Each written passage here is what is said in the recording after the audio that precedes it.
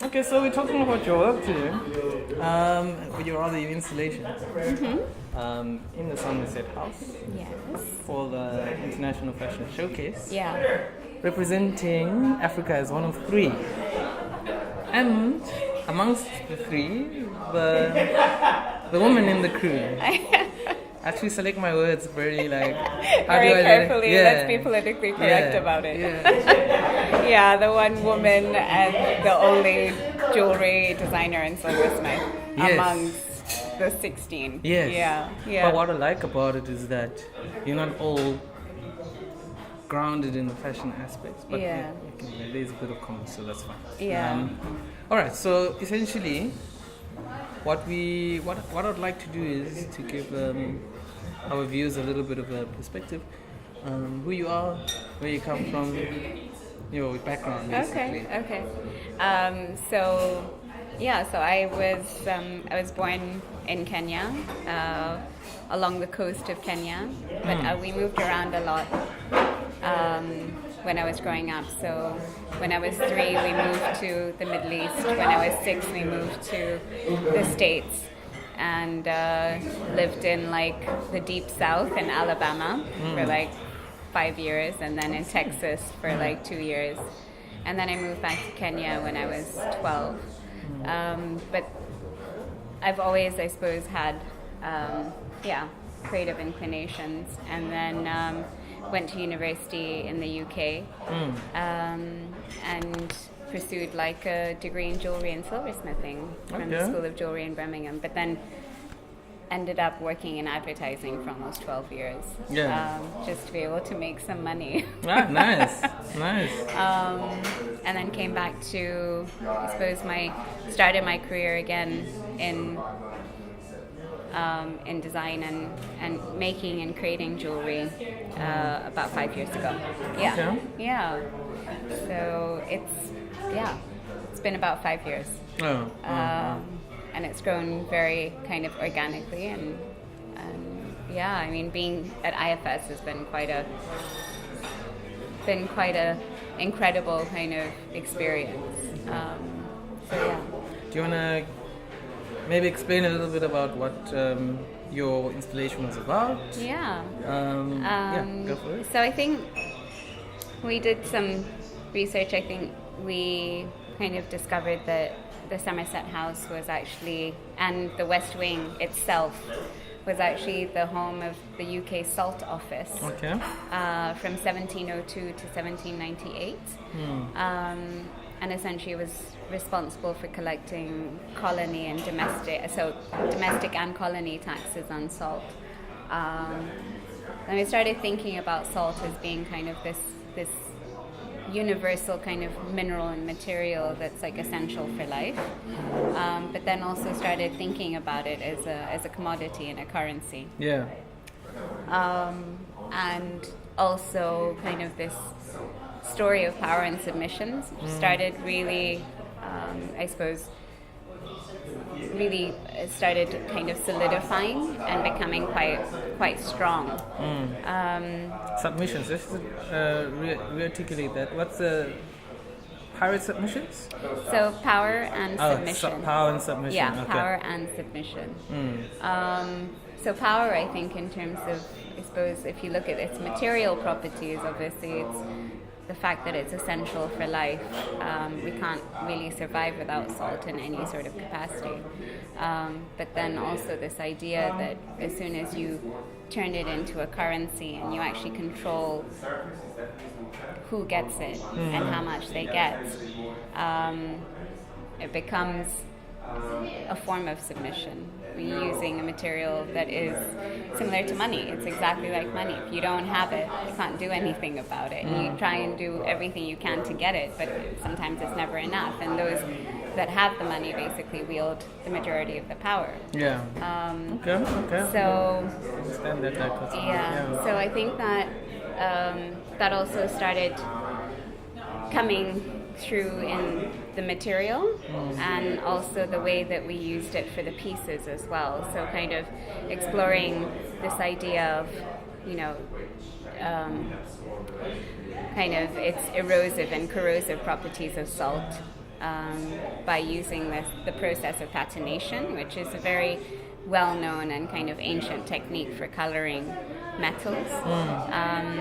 And then also kind of it's essential in I suppose creative properties by creating salt crystals. And there's a couple of pieces, a few pieces, and well, actually the majority of the pieces, all of the pieces are actually using salt as a material. But one of them is a piece which has been submerged in a hyper-concentrated salt solution. And you just have like this kind of very quiet alchemy going on with the mineral. So it's just like submerged in this vat for like a period of about 3 weeks. And you can't touch it. And you kind of remove it from I suppose, the solution. And it's extremely delicate. And it also kind of throws this whole idea of like this value-based notion of what jewelry is on its head. And the idea that as you wear it, it starts changing and disintegrating almost. And that for me was also quite, I mean, the pieces are all pretty conceptual. And I think all of the pieces kind of expose this idea of power and submission, not only in the materiality, but also in the design in some sort of way as well. And then we also used the film as almost like an anchor for the pieces. And a really close friend of mine, Sunny, actually directed the film. And it's really, there's something quite discomforting about watching it, but then there's also quite something quite beautiful and majestic about the way that, you know, the camera pans on the body as well, like almost as though it's like a landscape, but then because it's so slow, but then you start seeing these flutterings of like the clay kind of falling off the body, and then you start seeing the exposed parts of the body, like you see the ear that's not covered in this salted clay. And yeah, so, you know, we wanted to really root the exhibition and the installation design in the space, in the salt stories. We wanted the salt to kind of ooze out of the ceilings and bundle. And yeah, I think that was essentially how kind of the story of the space came to life, and also the story of the pieces as well. It's really interesting how you've interwoven that sort of colonial experience, and not to kind of, you know, flog a dead horse in many ways. It's you know, it becomes a recurring topic. It does. But it almost feels as though it's a topic that needs to be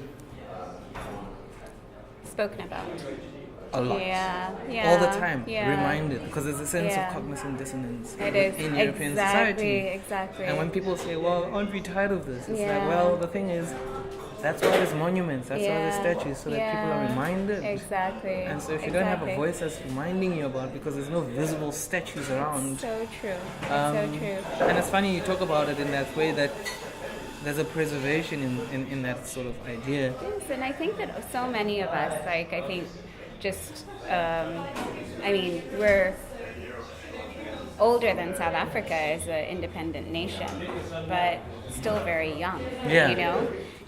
It's just been over 50 years since we gained independence. Yeah. And yet, I think we also kind of, we're really trying to find our own voices and our own kind of stability. But at the same time, we're really playing to the Western gaze so much, because there's so much pressure for us to kind of, I suppose, be a certain way. And I think that also, conversation we were having earlier about this idea of what is African aesthetic, you know? Like even the kind of the Velisco fabrics, the African wax block printed fabrics were actually it's totally from the Dutch, you know, and originally they were Indonesian prints. Exactly. Which were reappropriated to West Africa, and yet we use it across the continent to almost display our Africanness, but it's actually not innately an African material at all. Like if you talk about the Mali mud cloths, if you talk about the Kuba cloths, when you talk about the textiles and materials that actually are inherent in our traditions, it's a different story. But this isn't. You know, it's like so. Yeah, it's. I think there's definitely like all of us are kind of having to deal with this kind of post-colonial legacy, but I think that it's more so about like how also do we empower ourselves to be able to feel like we can self-rule and make decisions and like protest fairly and have free speech and all those sorts of things as well. So it's like, I mean, I think colonialism did change a lot of things. Change is like a terrible, like very shallow word for it, but it dissolved a lot of things. And it's kind of also this idea of like how do we get some of that back? How are we reinterpreting that next generations on? Because we're like, for Kenya, we're like 3 or 4 generations into independence. And at times still very much struggling, you know. But yeah. So I think as a well-traveled individual, there's a sense of I always have to ask the question about heritage. Yeah. And what does that mean to you? Yeah. Also, being in Kenya as an Indian. Yeah. Or, of Indian heritage. Indian heritage? Yeah. And there's like, you know, the common story is Dutch. Yeah. But we forget that there was pre-existing trade routes. Yes, and it's almost as if your work kind of talks around those pre-existing trade routes. It does in some way as well. Like actually my grandfather traveled to the new colony of Kenya from India to work and to find work and be able to send money home, you know. Like so many Indians that are actually in East Africa. And, you know, that's colonialism has connected us in so many sorts of ways for positive and negative. But definitely being kind of Indian heritage in Kenya, I think it's a very... I think that there's definitely a need for much deeper integration and connection, because at the same time that we say that we're Kenyan, I don't think that we all necessarily behave as if it is our country. And I think that you know, that's definitely a conversation that has been had within, you know, Asian communities and also Black Kenyan communities towards Asians, and you know, it's a very, very valid point.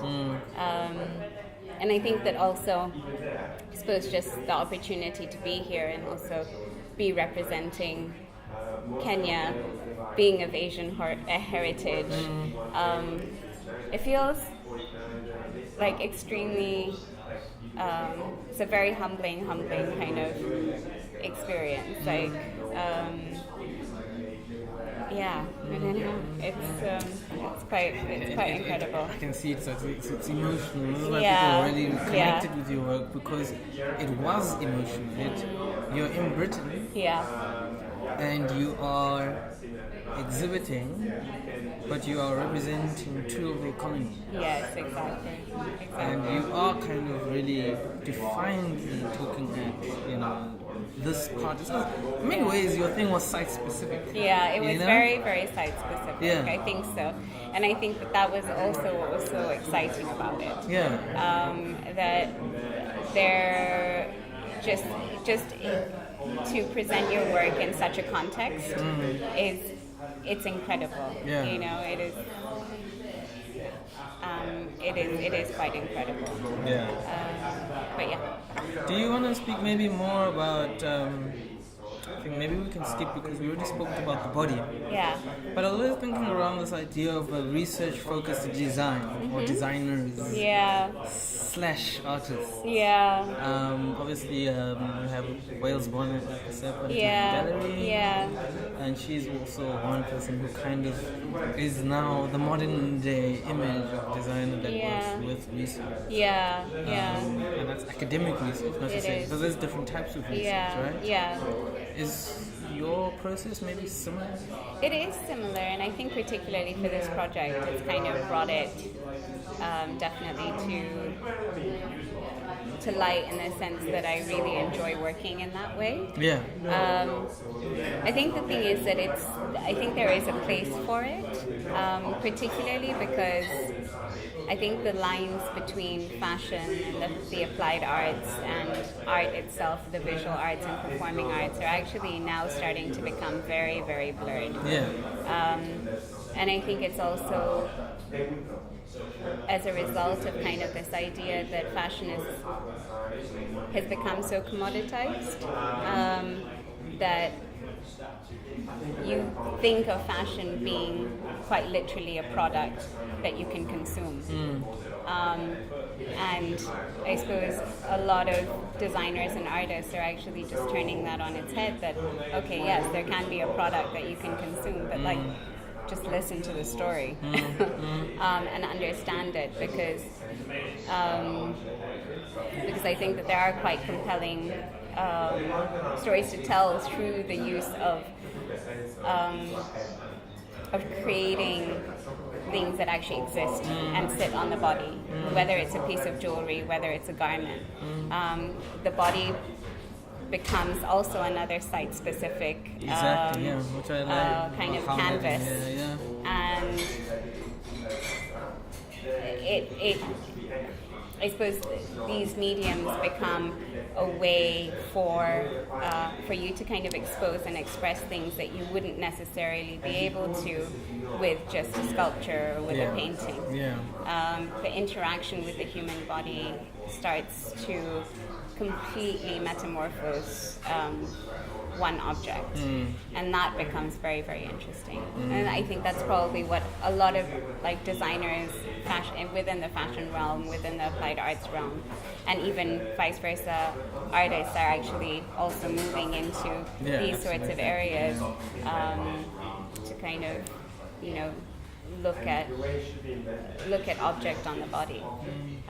As a site of history, you know, the body is a site of history. It is. But also this idea that you are working with minerals.